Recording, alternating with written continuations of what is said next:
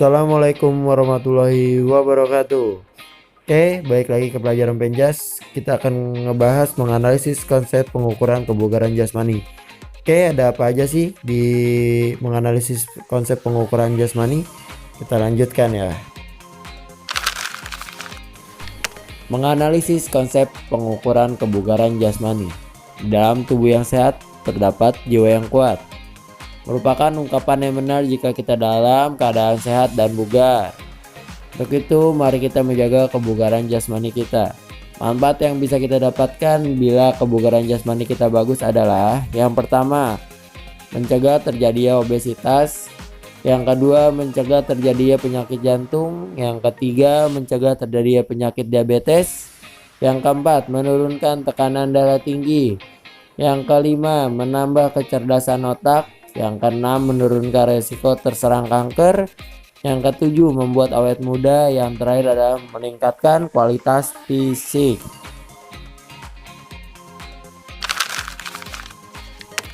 Menurut Kolik dan Maxum 2007 halaman 51, kebugaran jasmani adalah kemampuan seseorang dalam melakukan aktivitas keseharian tanpa mengalami kelelahan yang berarti dan masih mempunyai cadangan sisa-sisa tenaga untuk melakukan aktivitas yang lain.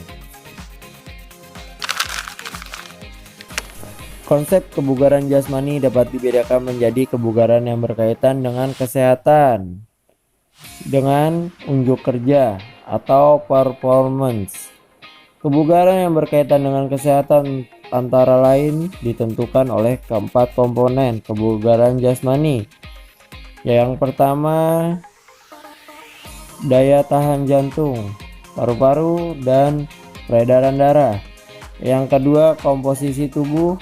Yang ketiga, kekuatan dan daya tahan otot. Yang terakhir ada kelenturan sendi dan otot. Komponen kebugaran yang berkaitan dengan kesehatan tersebut akan membantu mengurangi kemungkinan terjadinya degeneratif dan keadaan yang berkaitan dengan aktivitas jasmani seperti penyakit jantung koroner, obesitas atau kegemukan, dan kelelahan sendi dan otot atau kram.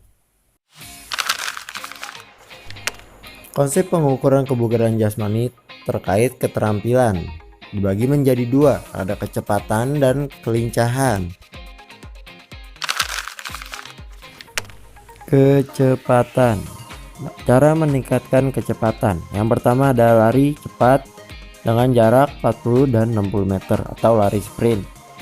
Yang kedua adalah lari mengubah kecepatan, dimulai dengan lambat, makin lama makin cepat, ditambah kecepatannya. Yang ketiga, lari naik bukit atau uphill. Yang keempat, lari menuruni bukit atau downhill.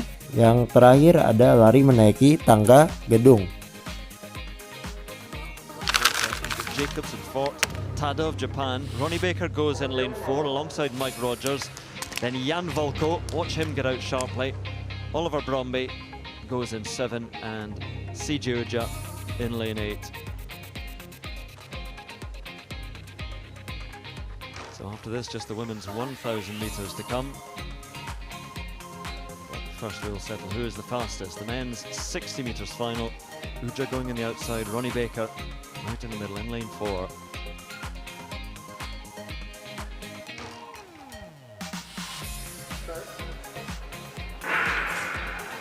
Well away, a little bit of stumble on from Tada there alongside Ronnie Baker. Here comes Ronnie Baker. Look at how far he leads them home by. Rogers, I think, took second. CJ Uja was trying to get back there, but that was... Oke, yang selanjutnya adalah kelincahan. Kelincahan atau agility adalah kemampuan seorang untuk dapat mengubah arah dengan cepat dan tepat pada waktu bergerak tanpa kehilangan keseimbangan. Cara meningkatkan kelincahan adalah di sini kita ada contoh sateran, terus lari belok-belok atau zigzag, dan jongkok berdiri atau squat thrust. Oke, kita bahas yang pertama ada lari bolak-balik atau sateran. Lari bolak-balik dilakukan secepat mungkin sebanyak 6-8 kali. Jaraknya itu 4-5 meter. Setiap kali sampai pada suatu titik finish, harus secepatnya kembali ke titik start. Jadi kalian bolak-balik memegang garis start dan finishnya. Perlu diperhatikan bahwa jarak antara kedua titik tidak boleh terlalu jauh dan jumlah ulangan tidak terlampau banyak sehingga menyebabkan kelelahan. Dalam latihan ini diperhatikan ialah kemampuan mengubah arah dengan cepat pada waktu bergerak. Jadi di sini dilihat kelincahannya.